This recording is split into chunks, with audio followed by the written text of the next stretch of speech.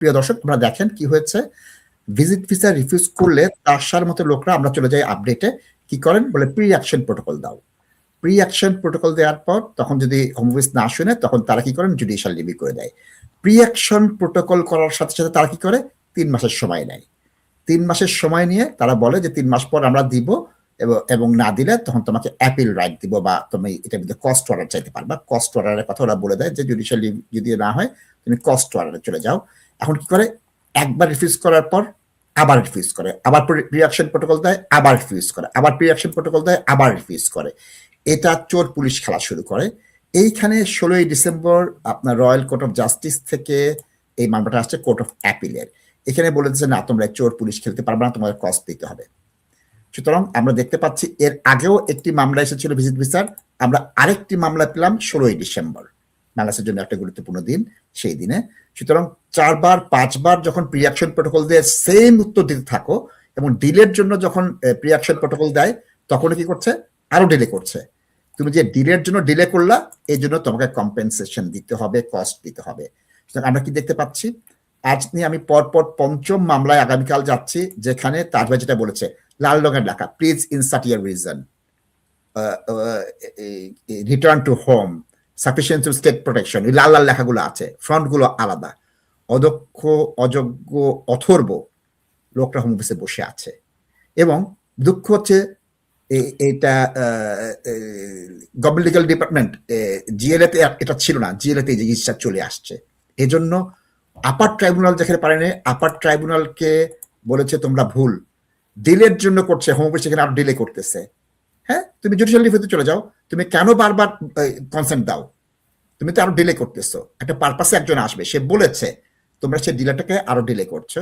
সুতরাং আমি বলবো যে লিগ্যাল অ্যাডভাইস নিতে হবে, হোম অফিসকে ছেড়ে দেওয়া যাবে না। আর বর্তমানে যে এন্টি ইমিগ্রেশন রাজনৈতিক অবস্থায় আরো রিফিউজাল বাড়বে। অদক্ষ রিফিউজালের বিরুদ্ধে কিন্তু কেস করাটা অনেক সহজ, তার সারা জিতে কেন? কারণ হোম অফিস একটা এমন রিফিউজালের কারণ দেখায় যেটাকে কোর্টে স্ট্যান্ড করতে পারে না। তাজ ভাই please. Most of this cases দর্শক দে রিজলভ আউট অফ কোর্ট, কিন্তু দুঃখের জিনিসটা এটাই হচ্ছে কি, তারা সময় নেয়, এরপরে তারা শুধু নাম আর ডেট অফ ডিসিশন এগুলা বদলাইয়া ওই সেম ডিসিশন ওরা আবার ইস্যু করে। এবং what is to be gained for the Home Office, I really really really don't no.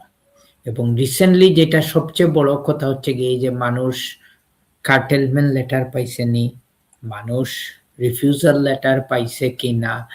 Let me just share একটা এক্সাম্পল দর্শক। আমার সকালের প্রথম পোলটা আমার বার্মিংহাম অফিসের আমার একজন কেস ওয়ার্কার ফোন দিছে যে স্যার, আপনি যে আমাদেরকে বলতেন যে এটা বিশ্বাস করার না করার জন্য হোম অফিস এইসব জিনিস করে, তো আমরা মাঝে মধ্যে চিন্তা করতাম যে আদৌ কি এটা পসিবল। রিমেম্বার আমি বিগিনিং অফ দ্য প্রোগ্রাম কি বলছি, যে অনেক আপনারা নতুন ইয়াং জেনারেশন প্র্যাকটিসে আসছেন, তো অনেক কিছু তোমাদের শিকার আছে। মনে করিও না যে 2 বছর 3 বছর আর 5 বছর আগে কোয়ালিফাইড হওয়ার পরে তোমরা ইউ নো এভরিথিং। আমরা 30 বছর পরেও এখনো বুকে হাত দিয়ে বলতে পারবো না যে সবকিছু আমরা জানি। I was speaking to one of the barrister today, this evening. He was called to the bar in 1981. আপনি চিন্তা করেন কত সিনিয়র। এবং এই জন্যই আমি ইস্যুগুলো আনছিলাম যে অ্যাসাইলুম লেগাসি এই সেই। সো শিকার শেষ নাই, শিকার শেষ নাই। আপনার জীবনের লাস্ট দিন পর্যন্ত, স্পেশালি যদি আপনি এই প্রফেশনে থাকেন, আপনি শিখতে হবে। তো আমি কেন এই জিনিসটা বলতেছি, এই হোম অফিস যে এই চুর পুলিশের খেলা করে, তারা প্রপার কাজ করে না, এইসব জিনিসগুলা। তো ইস্যুটা হচ্ছে গিয়ে এই প্রথম যে কেসটা আমি মেনশন করছি, আদৌ রিয়েলি হোম অফিস কোনো কার্টেলমেন্ট লেটার ইস্যু করে নাই, এবং এখানে কিছু উল্টাপাল্টা উত্তর দিচ্ছে। এইটার ফ্লেভারটাই হচ্ছে কি যে they cannot provide any proper evidence that this curtailment letter was issued properly এবং our client received it. ওইটা দেখতে হবে। লাস্ট কলটা এগেইন আমার বার্মিংহাম অফিসের আরো কলিগের কাছ থেকে। তো এখন ক্লায়েন্টকে ডিটেনশনে নেওয়ার পরে এখন হোম অফিস রিপ্লাই দেয় না। লাস্টে জুডিশিয়াল রিভিউ প্রি অ্যাকশন করলাম, এখন ওইটার রিপ্লাই দিছে যে আমরা ডিসিশন তো দিয়ে দিছি, নন কমপ্লায়েন্স ডিসিশন, উনারে ইন্টারভিউর জন্য আমরা ইনভাইট করছি, উনি ইন্টারভিউতে আসে নাই। ওকে, ক্লায়েন্ট বলতেছে ভাই আমি তো কোনোদিন আমার বাসায় বা আমার ইমেইলে কোনো ইন্টারভিউর জন্য কোনো ডেট পাই নাই, আমরা এজ এ লিগ্যাল রিপ্রেজেন্টেটিভ আমরা পাই না। একজন লোক ইন্টারভিউতে না গেলে নর্মাল প্রসিজার হচ্ছে কি অন দ্য ডে ওই যে লোকটা যে ইন্টারভিউ কন্ডাক্ট করবে হি or she should make a phone call to the applicant, আনাইলে তার যদি লিগ্যাল রিপ্রেজেন্টেটিভ থাকে তার কাছে তো একটা ফোন কল করবে, ফোন করে জিজ্ঞেস করবে যে আমরা তো ইন্টারভিউর জন্য কল করছি, ওই লোকটা কেন আসলো না। দর্শক, believe me, there are some good officers around যারা কিন্তু এইসব ইনসিডেন্ট ঘটে ইন্টারভিউতে না যায়, ওরা কিন্তু ফোন কল করে বলে যে তোমার তো ইন্টারভিউ ডেট ছিল, তুমি আসলাই না কেন, কোনো রিজন আছে কিনা, or they contact the solicitors, কিন্তু they do not do this। এখন ওরা আমাদেরকেও পাঠায় নাই, ক্লায়েন্টকেও পাঠায় নাই, কারো ইমেলে পাঠায় নাই, তাইলে আকাশের ঠিকানায় মনে হয় ওই সো কল্ড ইনভাইটেশন লেটার পাঠাইছে। এখন ইস্যুটা হচ্ছে কি নাশিদ ভাই, আমরা জুডিশিয়াল রিভিউতে প্রসিড করব ওই কেসে, that is the decision we made in the evening. কারণ তুমি যদি ক্লায়েন্টকে ইন্টারভিউর জন্য ইনভাইট করো, আমরা তো কিচ্ছু চাই না ভাই, আপনাদের কাছ থেকে কোনো টাকা পয়সাও চাই নাই, আমরা বলছি যে ওকে আমরা তো কেউ পাই নাই, লোকটারে ডিটেনশনে রাখছো, এখন তুমি অ্যাটলিস্ট আমাদেরকে এভিডেন্স দাও কবে কোথায় কোন দিন তারে ইন্টারভিউর জন্য ইনভাইট করছো এবং he did not attend, we want to C the evidence. এই হচ্ছে কি কথাটা। এবং এই ধরনের ইনসিডেন্টটা, এই যে কোর্ট অফ আপিলের যে ডিসিশনটা নাশিদ ভাই একটু আগে দেখাইছে, এই সব জিনিসগুলা হোম অফিসে প্রচুর করতেছে এবং আপনারা আপনাদের লিগ্যাল রিপ্রেজেন্টেটিভদের সাথে কোনো ঝগড়াঝাটিতে কিন্তু জড়িত হবেন না। আসলে এগুলা আমাদের সাথে এই জিনিসগুলা প্রতিনিয়ত হইতেছে এবং এটার রেমিডি কোথায় we do not know nasheed ভাই। এবং এইসব যে কন্ডাক্ট আমি এক্সপ্লেন করতেছি, এইগুলা যারা অভিজ্ঞ এক্সপিরিয়েন্স সিনিয়র ইমিগ্রেশন অফিসার আছে নাশিদ ভাই, ওরা এইসব কিছু করবে না। এরা কারা করে জানেন? এগুলা ওই যে ঋষি সুনাক সাহেব যে ব্যাকলগ ক্লিয়ার করার জন্য সুপার মার্কেট থেকে ওইসব জায়গা থেকে উনি 1 সপ্তাহ 2 সপ্তাহ ট্রেনিং দিয়ে পিপুলের জীবনের লাইফ এন্ড ডেথ ডিসিশন বানানোর জন্য ওইসব লোকদের এমপ্লয় করছেন। একটা কথা আছে দর্শক,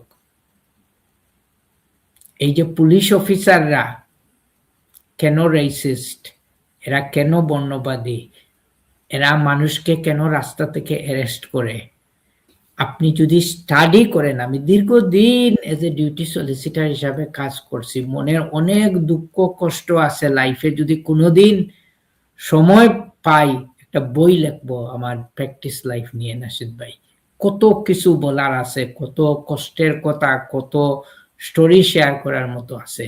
তো নাশিদ ভাই একটা জিনিস দেখবেন, ওই একটা কমন সিচুয়েশন আছে যে এই যে রাস্তায় যারা পেট্রোল দেয় স্পেশালি পুলিশ অফিসার, ওদের background experience is very nominal এবং এরা ইজিলি একটা ইনফরমেশনকে মিসলিড করতে পারে, রং ইনফরমেশন লিখতে পারে, এরা কোয়াইট কমনলি এরা রেসিস্ট হইতে পারে because of their background.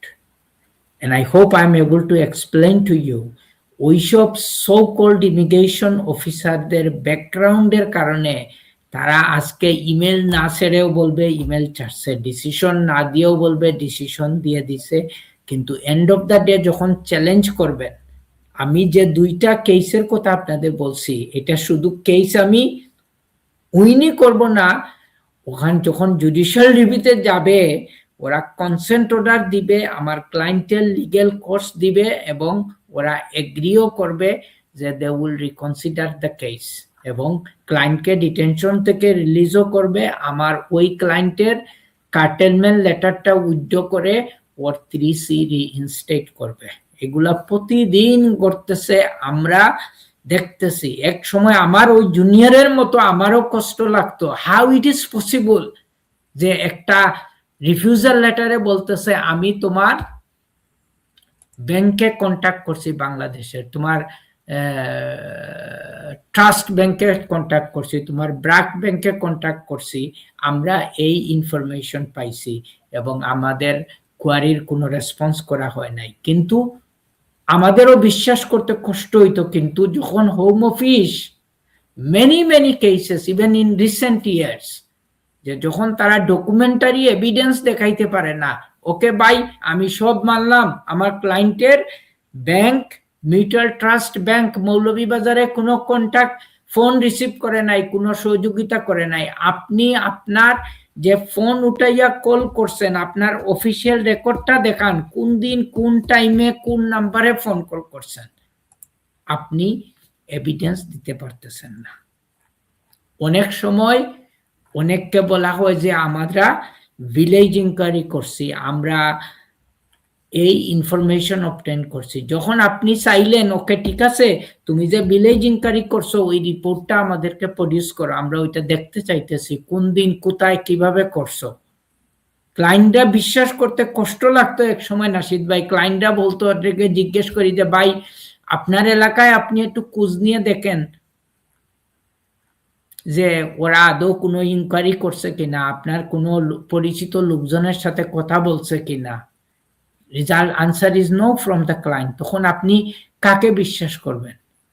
So Nashid ভাই, as you said at the beginning, ওয়ার্ল্ডের পলিটিক্সের উপর আমার ফেইথ উঠে গেছে নাশিদ ভাই। আমি এই ইনসিডেন্টের পরে মানে পুরো উইকেন্ডটা কিন্তু আমি মেন্টালি খুব আপসেট ছিলাম নাশিদ ভাই। I was thinking myself what is happening to the world around us. আর আপনি যেটা বলছিলেন বিগিনিং অফ দিস প্রোগ্রাম, যে সিস্টেমটা একটা জোক হয়ে গেছে, এবং আমি তার সাথে বলতেছি সিস্টেমের উপর আমরা আমাদের ফেথ লস করে ফেলছি। And this is the modern Great Britain. এবং আজকে আমরা এই দেশে থাকবো যে প্রাইম মিনিস্টারের ফেসবুক পেজ নাশিদ ভাই শেয়ার করছেন, and he is a joker in the eyes of the people. সে দেশ কিভাবে রান করবে নাশিদ ভাই?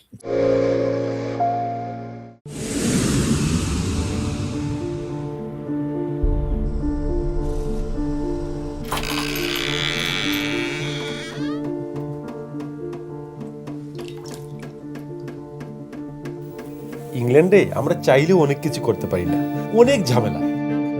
হায় রে হায়, লন্ডনের এই জীবনে ঝামেলার কোনো শেষ নাই। আমি লাল, আমার ইমিগ্রেশন, ঘর, ব্যবসা সবকিছুর ঝামেলার সমাধানে সবসময় পাশে আছে তাজ solicitor. Taj Solicitors. Believe in service.